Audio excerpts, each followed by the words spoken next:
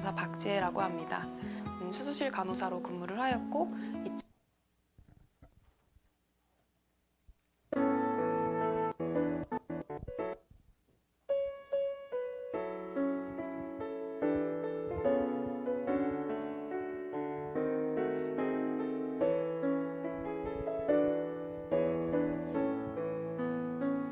괴로울 때 주님의 얼굴 보라 평화의 주님 바라보아라 세상에서 시달린 친구들아 위로의 주님 바라보아라 눈을 들어 주를 보라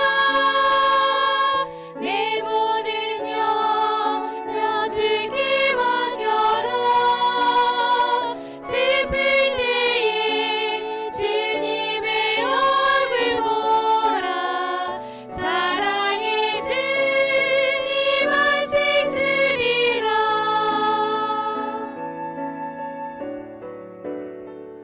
괴로울 때 주님의 얼굴 보라 평화의 주님 바라보아라 세상에서 시달린 친구들아 위로의 주님 바라보아라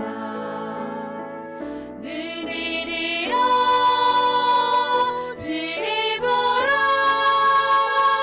내 모든 염려 주께 맡겨라 슬플 때에 주님의 얼굴 보라 사랑의 주님 안식 주리라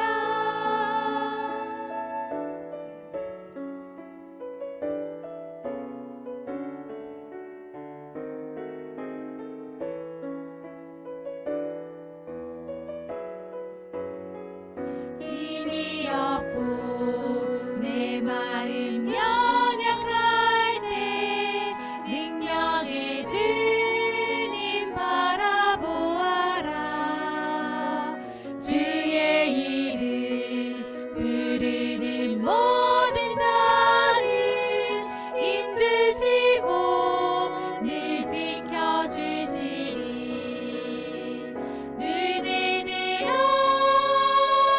주를 보라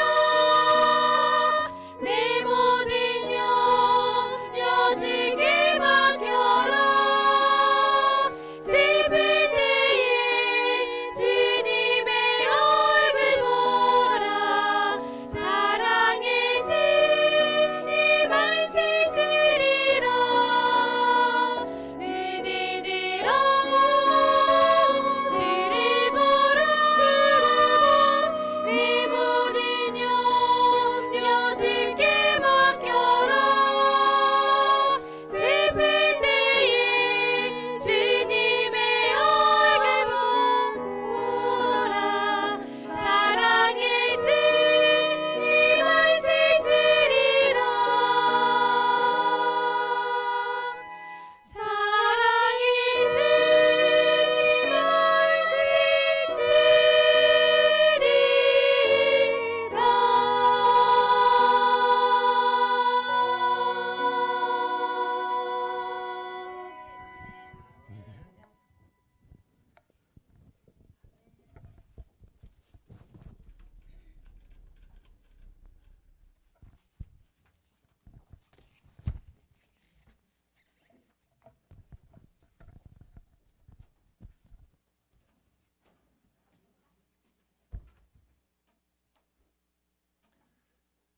사랑의 하나님께서 오늘도 우리의 삶을 풍족하게 하시길 기도합니다.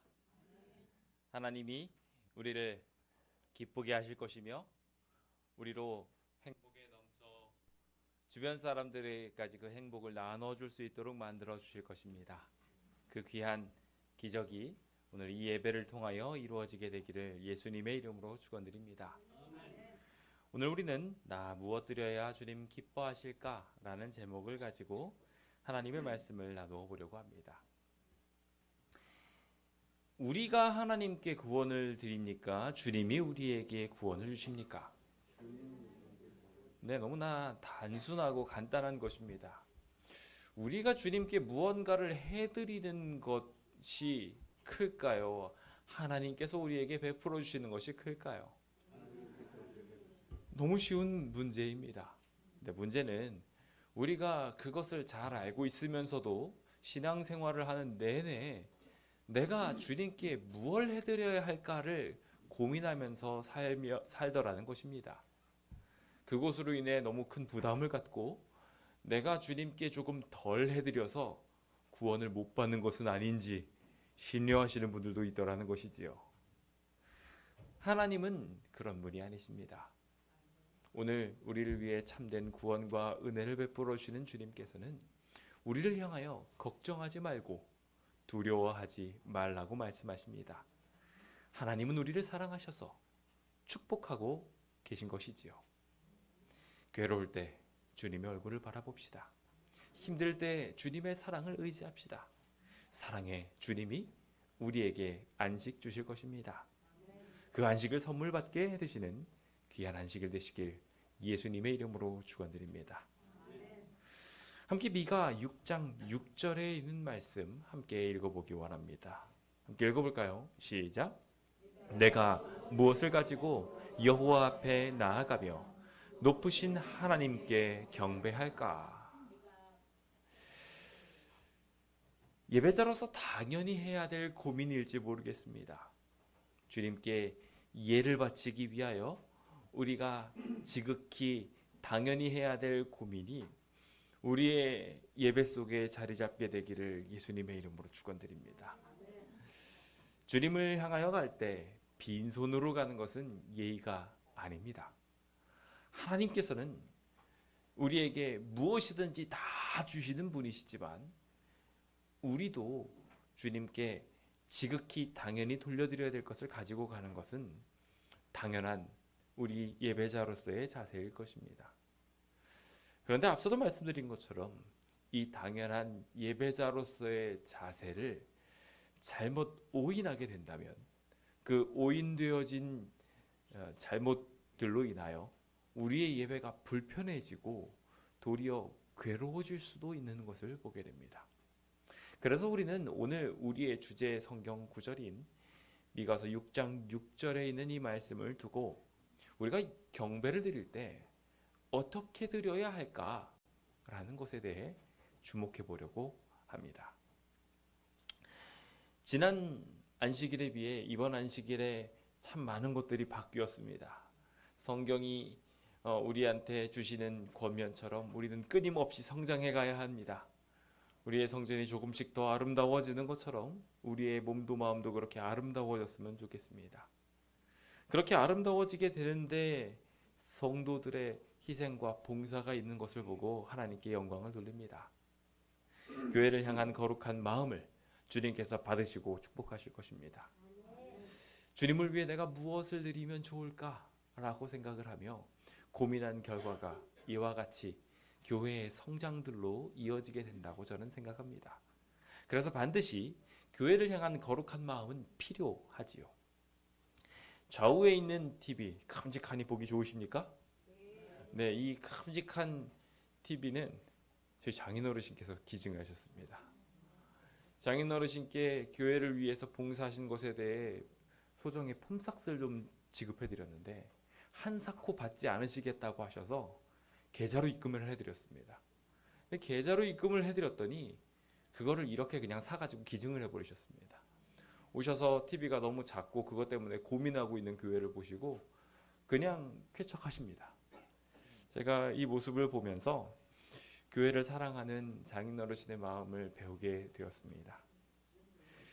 윗집에 계시는 곽영자 성도님을 아십니까? 우리 집 주인 되시지요. 우리 이 건물의 건물주 되시는 분의 이제 사모님께서 저희 교회를 위해서 또 배를 기증하셨습니다. 상당량의 배를 기증하시면서 우리 교우님들이 다 드실 수 있었으면 좋겠습니다 라고 이야기하면서 우리가 김장할 때도 쓸만한 양의 엄청난 양의 배를 모자라면 또 주시겠다고 하시면서 주셨습니다. 유승환 집사님도 저희가 막 도배를 하는데 도배를 하다가 양이 모자란 걸 보고 제가 기증했으면 좋겠습니다 라고 하시더라고요. 사실 이런 것들을 열거하기 시작하면 한도 끝도 없습니다. 앞에 주어진 꽃부터 시작해서 헌금으로 자신의 마음을 표현하신 분들까지 정말 많은 분들이 교회를 위해 헌신하셨습니다. 단순히 잠깐 나오셔서 청소하시는 분들부터 정말 기술을 배우셔가지고 이 교회의 모든 부분들을 만드신 분들까지 교회는 이렇게 헌신을 통해서 아름다워지고 있는 것이지요. 그래서 우리는 이런 마음들을 가지고 주님께 나아와 주님 안에 성장을 이루게 됩니다. 그런데 곰곰이 이 모든 과정들을 보면 이 헌신들이 우리를 행복하게 한다는 것을 발견하게 됩니다. 하나님께 무언가를 돌려드렸다기보다는 어떻게 보면은 우리에게 만족과 기쁨, 동시에 행복들과 하늘에 부합한 성품을 만들기까지 우리의 삶에 축복을 주더라는 것입니다. 즉 하나님을 향한 헌신은 그 자체로 하나님과 하는 거래라고 말할 수 없고 도리어 하나님이 우리에게 주시는 선물들의 일환으로 주님께 작은 것을 바칠 수 있도록 하신 하나님의 축복이라는 것입니다. 그래서 어제의 말씀 속에서도 우리는 잠시 나누었습니다. 주님은 이미 우리를 위해 조반을 다 준비해 주고 계셨습니다. 그래서 주님께서는 그럼에도 불구하고 너희가 잡은 것들이 있다면 가지고 와서 같이 먹자라고 이야기하고 계셨습니다. 제자들은 도저히 조반을 준비할 능력이 되지 않았습니다. 밤새도록 그물을 쳤지만 헛물만 켰지요.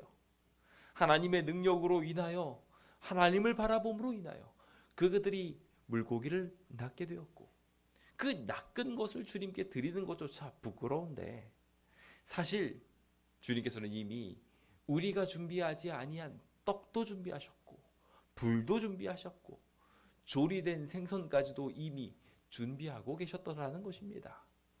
그런 걸 생각해 보면 우리가 주님께 돌려드리는 헌신은 우리의 만족을 위한 것이지 우리의 행복을 위한 것이지 하나님께 무언가를 돌려드리기 위함이 아니라는 것을 도리어 하나님의 선물이라는 것을 발견하게 되는 것입니다. 오늘 이 자리에 계신 모든 분들이 그 예배자로서의 온전한 자세를 가지게 되시길 예수님의 이름으로 축원드립니다. 신명기 16장 16절은 모든 남자는 예배를 드리러 나아오면서 택하신 곳에서 주님을 배워야 하며 빈손으로 여호와를 배웁지 말아야 한다고 기록하고 있습니다. 그 모든 일들은 예배자로서 당연하게 하나님께 드려야 할 감사를 돌려드리는 중요한 예식들이 우리의 마음속에 먼저 이루어져야 함을 표현하고 있지요.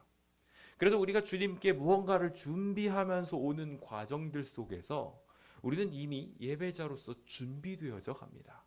이게 우리에게 축복이라는 걸 믿으십니까? 아멘. 근데 문제는 신앙인들이 이 무언가를 준비하려는 형식에 휩싸여 있다 보니까 미리부터 주님을 위해 예비되어 우리를 하나님께 바치는 과정들로 드려져야 할 이 모든 일련의 과정들이 모두 생략되어져 버리고 편의성을 추구하게 되더라는 것입니다. 그 결과가 어떠했습니까? 예배에 더 이상 정성은 사라지고 형식만 남아버린 것입니다. 그래서 예배자로서 준비되어야 할 사랑의 정신들은 다 사라져버리고 하나님을 사랑하고 이웃을 사랑하려는 그 모든 마음들은 사라져버린 채 도리어 어떤 상황에 놓이게 됩니까? 예배터를 혼란으로 만들어버립니다.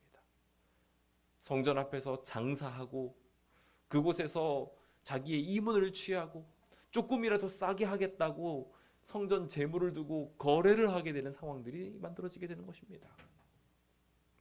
이것이 예배자의 자세라고 할 수 있을까요? 이것이 혹 우리의 예배 모습 속에 들어오고 있다면 우리는 이 경배를 하늘에서도 이어갈 수 있을 것인지, 우리의 마음이 하늘에 정말 부합한 것인지 점검해 보아야 할 것입니다. 오늘 우리는 이 주제를 두고 예배자의 자세가 어떠해야 할지 함께 미가서 6장에 있는 말씀을 살펴보면서 은혜를 나누어 보려고 합니다. 자신의 드릴 수 있는 것을 드린 이 이야기는 우리가 잘 아는 헤르만 헤세의 책에서도 등장합니다. 한 어릿광대가 가진 것이 정말 없었다고 합니다. 그 정말 없었던 이 어릿광대가 성전에 와가지고 들어오는 것 자체가 너무 부끄러웠어요. 자신의 모습은 너무나도 부끄러웠고, 자신의 지워지지도 않은 이 분장들을 가지고 와서 예배드리는 것이 너무 부끄러운 나머지 예배자들이 다 떠나고 난 뒤에야 조용히 성전을 들어오게 됐다고 합니다. 들어왔는데 자기 수중에 돈이 아무것도 없는 거예요. 그래서 아무것도 없어가지고 주님께 뭘 돌려드릴 수 있을까 하고 고민을 하다가 그는 한 가지 행동을 했다고 합니다. 자기가 할 수 있는 어릿광대 행동을 성전에서 하기 시작한 겁니다. 주님 앞에서 막 어릿광대 막 저글링도 하고 막 익살스러운 행동도 하면서 예수님의 성전 앞에서 막 이렇게 하고 있었던 거예요. 그것을 보았던 교회 담당자들이 그 사람을 나무랐다고 합니다. 그 나무랐던 그 모든 이야기의 배경을 듣고 나서 이 이야기의 결론은 결국 하나님은 우리의 마음을 받으신다라는 것으로 이어지게 되는 것을 봅니다. 저는 이 이야기의 일부는 옳다고 생각합니다. 그런데 우리가 곰곰이 생각해 보아야 할 굉장히 중요한 한 가지가 있습니다. 성경은 예배자로서 자신에게 맞춰진 하나님께 드릴 무언가에 대해서 무엇이라고 말하고 있을까요? 창세기 4장 3절과 5절은요, 이 사실을 명확하게 해주고 있습니다. 세월이 지난 후에 가인은 땅의 소산으로 제물을 삼아서 하나님께 드렸습니다. 그런데 어떻게 됐습니까? 그 제물 하나님이 받으셨나요? 안 받으셨어요. 사실 가인은 자신의 정성과 사랑이 들어간 것이었어요. 그는 농부였거든요. 자신이 할 수 있는 최선을 가지고 와서 주님께 드렸던 거예요. 그런데 자신이 가지고 와서 드릴 수 있었던 이 최선의 것을 하나님한테 드렸다는 점에서 하나님이 용납하실 만도 한데 안 받으셨어요. 그러니까 우리가 지금 예배에 대해서 우리가 정성을 다해서 하나님한테 드리면 다 받을 거라고 착각하고 있다는 거예요. 중요한 사실입니다. 하나님은 우리의 정성을 분명하게 사랑하시고 아끼십니다. 우리에게 축복하시고 동시에 그것을 가지고 우리의 모든 사랑들을 다 평가하시지는 않으십니다. 그 방법이 옳지 않았다 할지라도 말입니다. 그런데 예배가 받아들여지고 안 받아들여지고는요, 명백한 차이가 있더라는 거예요. 하나님의 뜻대로 드려지지 않은 예배는 하나님이 받으실 수가 없어요. 하나님의 방법과 다른 구원의 방법을 따르는 것은 주님이 인정하실 수 없다는 거예요.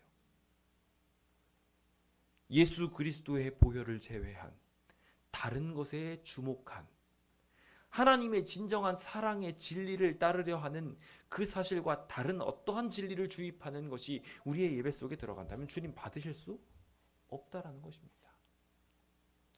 정성과 사랑을 받으시는 하나님께서 우리에게 정말 많은 축복들을 주실 수 있으시지만 예배에 대해서는 우리가 하나님의 뜻과 부합한가 부합하지 않은가를 잘 생각해 보아야 한다는 것입니다. 그래서 오늘 우리는 어떤 예배가 주님이 원하시는 예배일까에 대하여 미가서를 통하여 살펴보려 하는 것입니다. 정성만으로는 완성되지 않는 예배, 그 예배의 진정한 방향성을 함께 살펴봅시다. 먼저 첫 번째로 우리가 해야 할 아주 중요한 것이 있습니다. 바로 주님께 드리기 위해서 주님을 잘 알아야 한다는 것입니다. 그래서 우리가 주님께 온전한 예배를 드리기 위해서는 주님이 하신 일을 묵상하고 주님이 바라시는 것들에 대해서 우리가 잘 묵상할 필요가 있습니다. 시편 101편 2절에 있는 말씀입니다. 함께 읽어볼까요? 시작. 내가 완전한 길을 주목하오리니 주께서 어느 때나 내게 임하시나이까. 내가 완전한 마음으로 내 집 안에서 행하리이다. 아멘. 우리가 주님의 완전한 길을 주목하는 일에 얼마나 집중하고 있느냐는 예배자로서의 자세가 되어 있느냐, 되어 있지 않느냐까지도 삼게 되는 굉장히 중요한 문제입니다. 우리가 주님을 주목하지 않으면서 주님께 경배를 드린다? 이건 있을 수 없는 이야기이기 때문에 그렇습니다. 대화 상대와 만났습니다. 함께 대화를 시작하는데요. 상대의 이야기를 듣지도 않고 있으면서 대화를 하겠다고 앉아 있는다면 어떨까요? 그 대화는 성립될 수 없습니다. 오히려 관계는 깨어질 수밖에 없게 될 것입니다.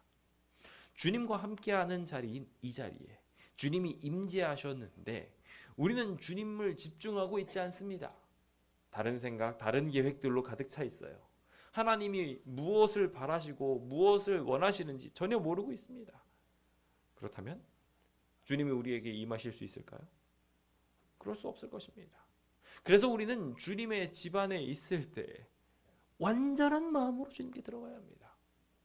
주님의 공의를 묵상하는 것이 예배의 시작인 것입니다.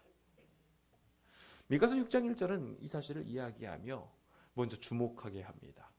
일어나서 산들을 향해서 변론하여 작은 산들까지도 다 목소리를 청종하도록 하게 합니다. 여기서의 산들은 우리가 잘 아는 것처럼 여러 산들에서 행해졌던 산당들, 우상들을 향한 변론이기도 하며 동시에 각지에 흩어져 있는 이스라엘 예배자들을 표현하고 있는 이야기이기도 합니다. 그들을 향하여 주목하게 하신 주님께서는 그들에게 예배자로서 첫 번째 해야 될 자세를 말하면서 목소리를 들으라고 이야기합니다. 그래서 주님께서는 모든 예배의 근간을 쉐마로 둡니다. 들으라는 거예요. 주님께 주목하라는 것으로 첫 번째 이야기를 하고 있는 것입니다. 오늘 우리가 이 예배를 통하여 주님을 듣게 되기를 예수님의 이름으로 축원드립니다. 주님의 변론을 제대로 듣게 되길 바랍니다. 주님의 뜻이 무엇인지 알게 되기를 바랍니다. 주님의 뜻을 우리가 속단해버리면 어떻게 될까요? 참 곤란한 일들이 많이 생기게 될 것입니다. 저희 아이들한테 굉장히 안 좋은 버릇이 하나 생겼는데요. 그 안 좋은 버릇 중에 하나가 뭐냐면 뭔가 이야기를 이 아이에게 좋은 걸 해주려고 하면 아니라고 말하는 것입니다. 자기 생각을 일단 말하고 싶은 거예요. 그러면서 아니라고 말하는 습관이 생겼어요. 문제는 우리가 예배를 드리면서도 동일하게 하더라는 것입니다. 주님께서 하시는 말씀이 있는데 아니 나는 이랬으면 좋겠어요. 일단은 반대를 하고 보는 거예요. 오늘 우리가 온전한 예배자가 되려면 주님의 음성을 들어야 할 것입니다. 너를 향한 나의 생각은 내가 안다고 말씀하시며 주님께서는 이와 같이 말씀하십니다. 나는 너를 괴롭히고자 이 예배에 너희를 불러들인 것이 아니라고 말씀하십니다. 너희를 힘들게 하고자 너희가 무언가를 가지고 와서 무언가를 막 바쳐서 어렵게 하려고 우리 부르신 게 아니라는 거예요. 주님에게 그런 게 필요하신가요? 아닙니다. 그러니까 우리가 지금 예배를 드릴 때 단단히 착각하고 있는 경우들이 많아요. 하나님이 무엇을 원하시는지를 잘 모르는 거예요. 진짜 하나님이 원하시는 것은 무엇이었을까요? 내가 너에게 무엇을 행했으며 내가 너를 뭐 괴롭힌 적 있니? 라고 이야기하면서 주님은 주님이 어떤 분이신지를 계시하고 싶어 하세요. 그러니까 우리가 이 예배를 드릴 때 가장 중요하게 생각해야 될 것은 주님이 뭐가 필요하실까를 생각하면서 뭐 부족한 거 채워드리려고 하거나 혹은 내가 가진 어떤 것을 잘 포장해서 하나님한테 드리려고 한다는 것은 사실 예배자로서의 자세가 아니에요. 우리가 주목해야 될 거는요. 예배에서 예수 그리스도를 집중해야 돼요. 주님이 우리를 위해서 무엇을 하셨는지를 보아야 한다는 거예요.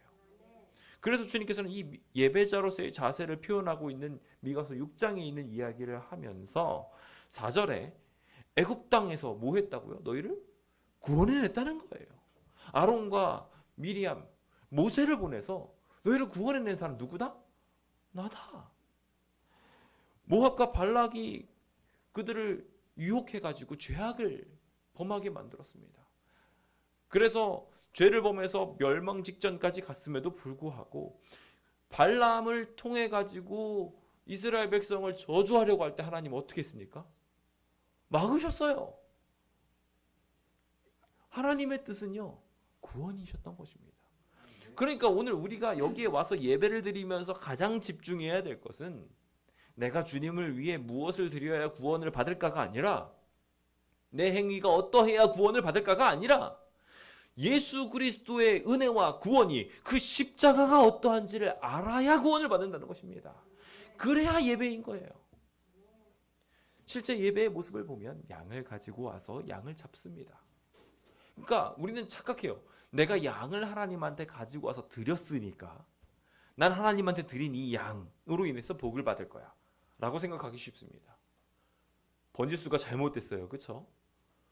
그 예배의 원래 뜻은 무엇입니까? 우리를 위해 희생하시는 예수 그리스도의 희생을 바라보도록 하는 것이 예배의 목적인 것이에요. 그러니까 양을 드린 게 아니라 양의 죽음을 볼 수 있도록, 경험할 수 있도록, 그리스도의 희생을 배울 수 있도록 알려준 축복인 것입니다. 우리가 그 사실을 예배에서 놓쳐버리게 된다면 하나님의 공의를 놓쳐버린 예배가 되어버리고, 하나님을 제대로 알지 못한 예배가 되며 구원의 방향을 잘못 잡은 예배가 되는 것입니다. 우리가 무엇을 막 해가지고 하나님한테 구원받으려고 하면 된다고요, 안 된다고요? 어려운 거 아니죠? 우리가 예배에 와가지고 집중해야 되는 것은 예수님의 십자가를 보고 감사하는 것입니다. 오늘 그 감사가 이 자리에 계신 모든 성도님들에게 반드시 자리 잡게 되시길 예수님의 이름으로 축원드립니다. 이 미천한 죄인 때문에 돌아가신 예수 그리스도의 사랑을 꼭 느끼게 되시길 예수님의 이름으로 축원드립니다. 두 번째로 우리가 이 예배자로서의 자세로 가져야 할 아주 중요한 것은 바로 하나님이 바라시는 삶이 우리에게 적용되도록 하는 일이 필요하다라는 것입니다. 마태복음 7장 21절에 있는 말씀은 제가 자주 권면드리는 말씀입니다. 우리가 신앙인으로서 우리는 이 성경들을 계속 우리 마음에 두어야 합니다.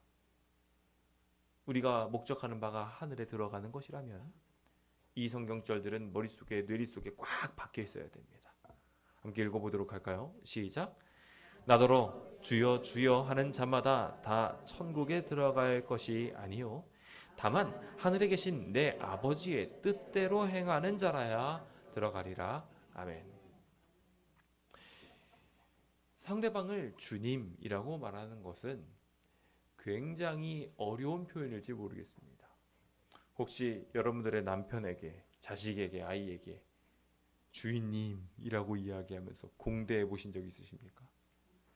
아마 여기 계신 분들 중에 누구에게라도 주인님이라고 이야기하며 말한 사람에게 그렇게 공대하신 분은 아무도 안 계실 것 같습니다.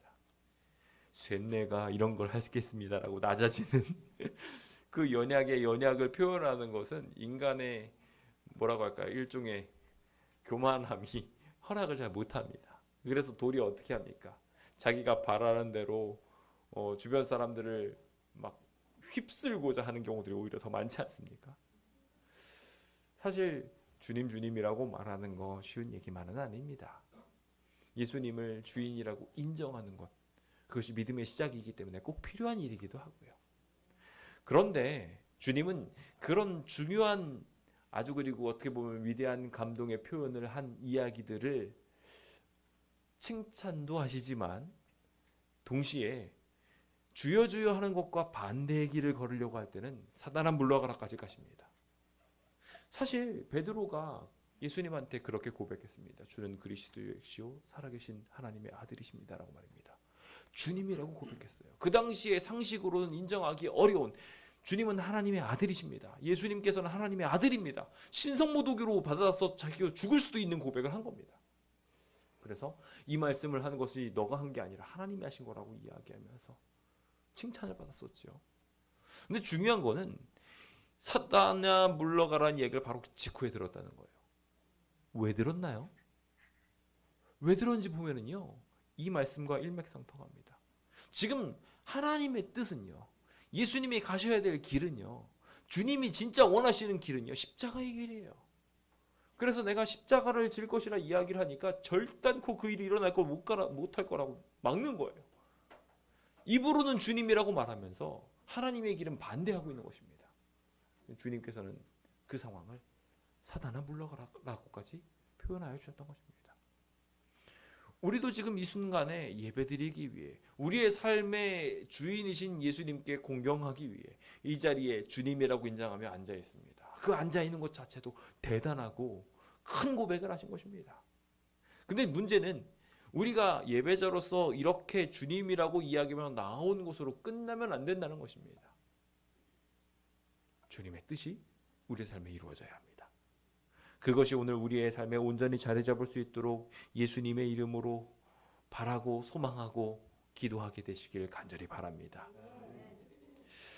자, 그럼 우리가 오늘의 이야기로 함께 들어가 보도록 할까요? 여기 6장 6절에 있는 이야기는 오늘 우리의 주제 성경절입니다. 그런데 이 하나님께 무엇을 가지고 경배하면 좋을까라는 이야기에 그는 자문자답하면서 일반적인 사람들이 주님께 가지고 왔으면 좋겠다 싶은 것들을 가져와야 한다고 생각하는 것들을 나열하기 시작합니다. 송아지, 일련된 송아지는요, 일반적인 사람들이 가져오는 재물이 아닙니다. 가장 지극히 존귀한 위치에 있는 사람이 가장 높은 제물로 드리는 것이 송아지입니다. 그래서 가장 가난한 자들은 비둘기부터 시작해서 심지어 곡물까지도 주님께 드릴 수 있도록 주님은 받으셨어요. 송아지는 그 격들 중에 가장 높은 격이에요. 그러니까 최상의 것으로 해가지고 맞춰서 주님께 드린다는 개념이 송아지 제물인 것입니다. 질로 승부하고 있는 것입니다. 제품의 질로. 주님한테 좋은 걸 드리면 어떨까라는 생각으로요. 다음번에는 또 어떤 것을 바라냐면요, 이번에는 양으로 승부합니다. 그래서 천천의 순양, 만만의 강물 같은 기름을 갖다가 하나님한테 드리면 어떨까? 양으로 승부하고 있어요. 그런데 주님께서는 이런 거 기뻐하십니까? 심지어 허물을 위해서 맏아들을 드리고 죄로 말미암아 내 몸 자체를 주님께 살라서 드린다 할지라도 주님께서 진짜 원하시는 것이 이것이 아닐 수 있다는 것이에요. 성경은 뭐라고 말하고 있나요? 우리가 너무나도 잘 알고 있는 한 가지 말씀을 우리에게 전해주고 있습니다. 주님께서 선하신 것이 무엇인지를 계시해 주신 것은 다음과 같았습니다. 오직 정의를 행하며 인자를 사랑하며 겸손하게 내 하나님과 함께 행하는 것이 아니냐라는 것입니다. 여기서 공의를 행한다는 것은 의로운 삶을 말하는 것뿐만 아니라 주변 사람들에게 공평을 이루는 것을 포함하고 있습니다. 하나님께서 우리한테 제시하신 공의로운 의를 우리의 삶에 제대로 실천하려면 내가 의로운 행위를 하는 것으로 끝나는 게 아니라 주변의 사람들에게도 공평하게 대하는 일들이 만들어져야 하는 것입니다. 그러니까 주님께서는 지금 이 예배에 대해서 이야기를 하면서 하나님한테 가지고 올 재물보다 뭐에 더 집중하라는 거예요? 주변 사람들이 행복할 수 있도록 하는 일에 주목하도록 말하고 있는 것입니다. 그래서 주변 사람들한테 인자를 사랑하라, 인간을 사랑하라고 표현하고 있는 거예요.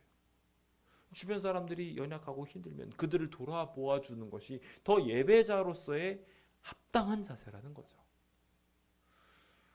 더 나아가서 주님께서는 그 일들을 수행해 나가는 모든 과정들을 이야기하면서 하나님의 뜻을 수행하며 겸손하게 주님이 우리와 함께 동행하듯 움직이는 일이 진짜 예배자로서의 모습이라는 거예요. 오늘 우리가 이와 같은 모습을 갖게 되기를 예수님의 이름으로 축원드립니다. 하나님께서 보내신 선한 길은요, 다른 것이 아닙니다. 하나님을 경외하며 의를 행하는 사람은 주님께서 다 받으신다고 말하는 것이 주님이 말하신 핵심인 거예요. 당시 유대인들은 자신의 혈통과 자신이 지키는 전통들이 하나님과 통하는 길이라고 믿었습니다. 그래서 혈통과 전통을 의지하면서 그들은 하나님과 통한다고 생각했지요. 근데 잘못 알아도 단단히 잘못 알았습니다. 우리도 그렇게 똑같이 재림교의 전통과 이어가는 혈통들을 의지하고 있는지 모르겠습니다. 아니요. 하나님이 진짜 기대하시는 것은 그러한 외적인 모습들이 아닙니다. 주님이 진짜 바라시는 것은 우리의 마음의 변화였습니다. 주님이 진짜 원하시는 일들을 하기 위해 애쓰는 일이 더 필요했던 것입니다. 이러한 정신에 가득 차 있었던 유대인들의 정신을 깨트리기 위해 주님께서는 고넬료라는 인물을 그들에게 선물하십니다. 그래서 사도행전 10장 35절에는 이 사실을 딱 드러내면서 각 나라 중 하나님을 경외하며 의를 행하는 사람은 주님이 다 바라시는 줄을 내가 깨달았다고 고백하게 하는 것을 보게 됩니다. 예배자로서 혈통이 중요할까요? 전통이 중요할까요? 우리의 자세가 더 중요합니다. 주님을 향해 온전한 자세 품어 하나님과 겸손하게 동행하는 자의 모습이 우리의 모습 속에 잘 녹아들게 되기를 예수님의 이름으로 축원드립니다. 이제 마지막으로 우리는 이 예배자로서 앞으로 이 성전에서 드릴 예배의 모습들을 어떻게 가져야 할지 한 가지를 더 주목해 보고자 합니다.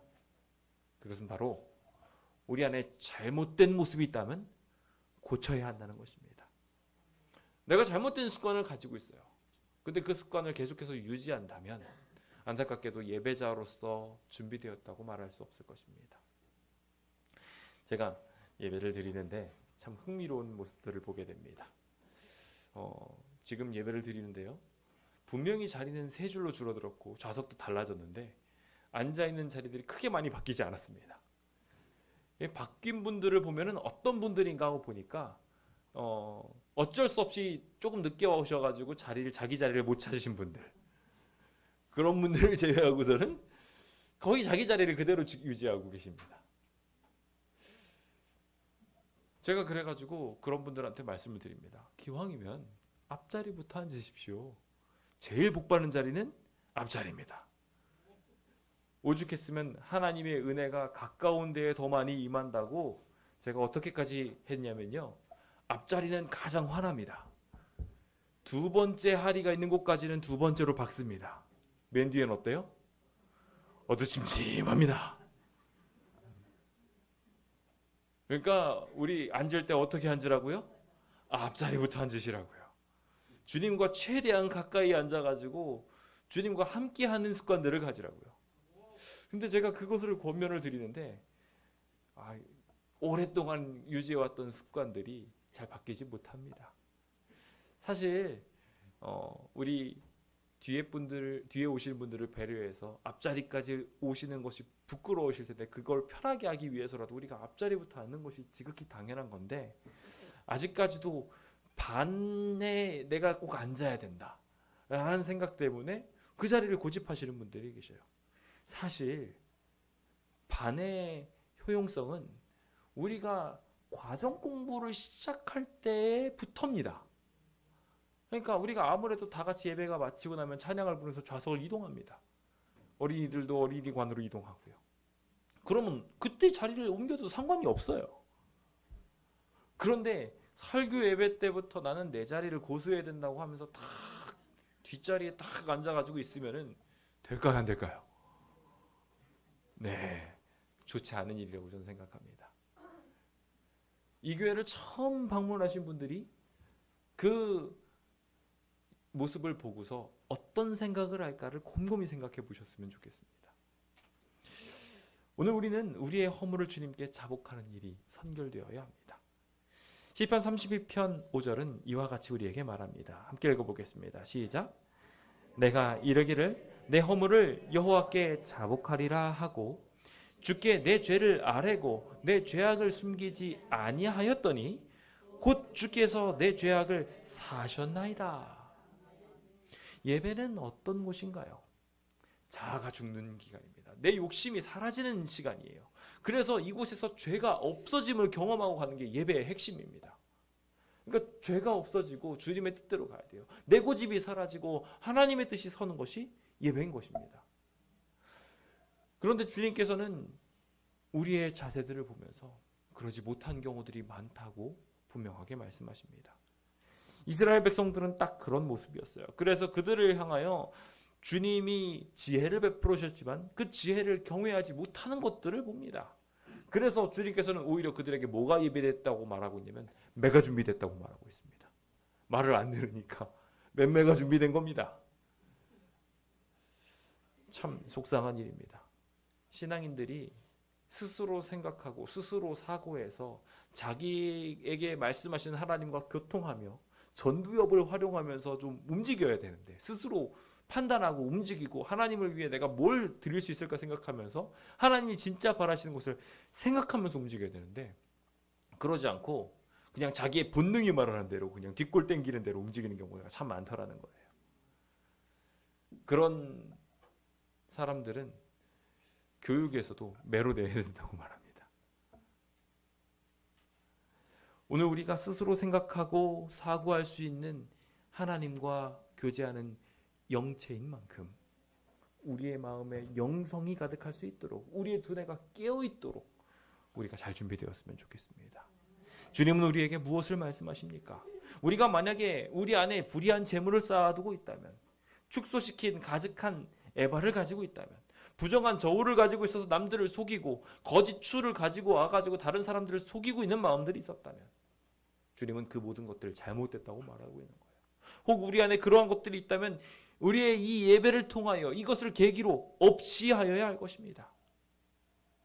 부자들은 강포가 가득했다고 말씀하시고 주민들은 거짓을 말하고 있다고 말씀하시며, 주님께서는 그렇게 사는 자들에게 하나님은 심판하시겠다고 분명하게 말씀하고 계십니다. 그러니까 우리가 이 사실을 명확하게 알아야 됩니다. 성찬 예식을 표현하게 될 때도 우리가 부정한 마음을 가지고 떡을 먹으면 뭘 먹는 거라고요? 죄를 먹는 거라고 말씀하셨어요. 우리도 지금 이 예배에서 예배를 드린다고 왔는데 우리 안에 죄를 여전히 가지고 있다면 우리는 뭘 먹고 있는 거예요? 죄를 먹고 있는 거예요. 그러니까 우리 손에 지금 지저분한 걸 잔뜩 묻히고 가지고 하나님이 주시는 양식을 먹으면 어떻게 될까요? 제가 요즘에 이 성전 보살핀다고 막 바쁘다고 막 일하다가 손이 더러워진 채로 음식을 몇 번 먹었다가 속을 좀 다친 적이 몇 번 있습니다. 지저분한 손으로 음식을 먹으면 아무리 좋은 음식을 먹어도 배탈 나는 거예요. 오늘 우리의 삶에 죄가 있다면 이와 같은 일들이 생겨나게 될 것입니다. 자신이 아무리 노력을 해도 배부르지 못하게 될 것이고, 속이 항상 비며 감추어도 보존되지 못하고, 보존되지 못한 것은 남들의 칼들에 다 벗겨지면서 뺏겨질 것을 말씀하고 있는 것입니다. 어떠한 것도 우리의 기쁨이 될 수 없게 될 것입니다. 그러므로 우리가 우리의 예배를 제대로 하기 위해서는 이 세상 전통에서 떠나갈 필요가 있습니다. 하나님의 뜻을 받아들일 필요가 있는 것입니다. 아직도 아합이 했던 그 죄악들, 오므리 왕조가 이어갔던 그 잘못된 우상 숭배의 풍습들을 우리 안에 두고 예배터에 여전히 나왔다면, 이제 과거의 성전의 그 모든 것들을 묻어버리고 이제 이 새 성전에서는 우리의 욕심, 우리의 이기적인 그러한 풍습들을 다 지워버린 채 온전하게 주님께 예배드리게 되기를 예수님의 이름으로 축원드립니다. 우리 예배가 이와 같이 거룩해졌으면 좋겠습니다. 주님은 이 진심이 담긴 향유값을 형식적인 어떠한 전통이 담긴 구제보다 더 사랑하실 것입니다. 이제 우리는 우리 스스로에게 물어야 합니다. 지금 사람의 뜻으로 예배드리고 있는지 하나님의 뜻으로 예배드리고 있는지. 우리가 하나님이 원하지 않는 방법으로 예배를 드리고 있는다면 때와 법을 변개하였던 작은 뿔과 같은 위치에 우리가 놓이게 될 것입니다. 자기 마음대로 예배를 드렸던 가인과 똑같은 위치에 놓이게 될 것이라는 것입니다. 이제 하나님이 바라시는 예배를 드립시다. 하나님의 뜻대로 드리는 예배를 드립시다. 우리가 그러기 위해 남들이 다들 불편해하는, 다르다고 말하며 손가락질하는 이 안식일에 나와서 예배드리는 거 아닙니까? 주님의 뜻대로 예배드리겠다고 우리가 이곳에 모여서 지금 다른 사람의 손가락질까지 받아가면서 주님 말씀 펴고 예배드리고 순종하고 있는 거예요. 우리가 그 사실을 명확하게 안다면 예배자로서 다른 것들에도 하나님의 뜻이 들어가야 함을 분명하게 알게 됩니다. 이제 그 하나님이 기뻐하시는 예배를 향하여 우리 함께 나아갑시다. 우리가 드릴 재물보다 우리가 드릴 마음을 더 주목하시는 주님께서 진정 하나님의 뜻이 무엇인지 알고 우리의 마음을 제대로 주파수 맞추기를 기대하고 계십니다. 그 기대가 이루어지는 아름다운 예배 시간 되시길 간절히 바라면서 오늘 모든 말씀을 마치도록 하겠습니다. 감사합니다.